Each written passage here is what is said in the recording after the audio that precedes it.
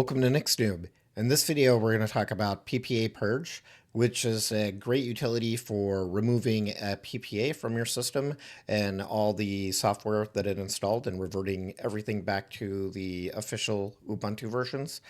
So PPA is a personal package archive. Let me move myself to the top right. There we go. So if I zoom in here, this is basically, I just Googled what is a PPA, and a PPA is a personal package archive. It's a software repository specifically made for Ubuntu users, allowing developers to distribute their software. PPAs are used to provide newer software versions or software that are not available via the official Ubuntu repositories. When you install software from a PPA, your system knows where to download the software and its required packages. And you'll see this if I zoom back out here. And we go to, this is just the download page for OBS. And so let's see, download, and I want to go to, here it is right here. I just wasn't seeing it. But if I zoom in here, you'll see this on a lot of things. Like if you want to go get the latest version of Wine, so on Ubuntu, run these commands to install OBS Studio via the official PPA. So in Ubuntu, there's an official Ubuntu packages, and you can just install OBS from there. Those are official packages packaged from Ubuntu, coming from Ubuntu's repositories, and they may have tweaks or changes that make it work with Ubuntu.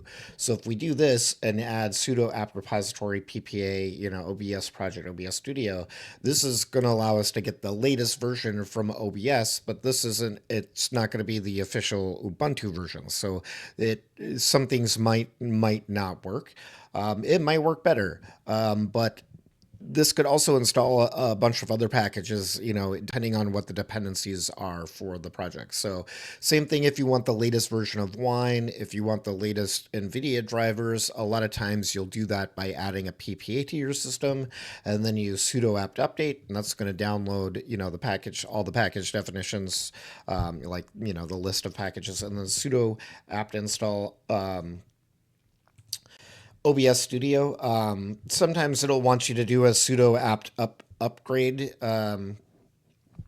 before you do that, just to, if any system packages are being replaced by that PPA, like newer versions, then doing a sudo apt-get upgrade would bring in those newer packages. So sudo apt install OBS Studio, and then that's going to get the version from this official PPA that you added. There are times when this might or could break your system.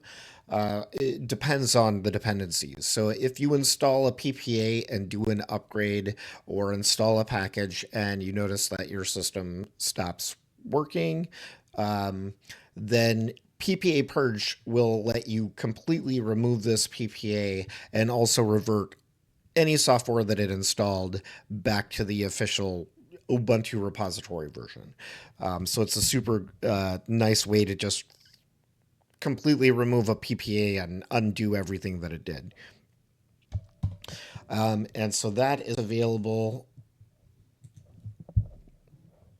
from apt-get. You just sudo apt-get install ppa-purge. And I already have this installed, so it's not going to do anything. But then you would be able to remove PPA. I mean, you could also do it manually. All that's going to be... let me go back to this other one. If I go to cd etc app, and we look in there, there's our sources list, and we've got our sources list.d. Let's cd sources list.d. So here's all my package sources, and you can see that I have a OBS project. So this is the OBS. I also have an OpenShot and a bunch of other things. But let's say after I installed OBS repository and installed OBS, I started having problems with my system. I could basically just from their download page, it's this PPA right here. I could just say,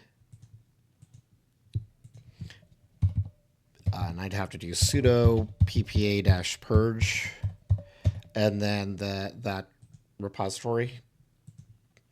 And that's it. Hitting enter right now would remove that repository.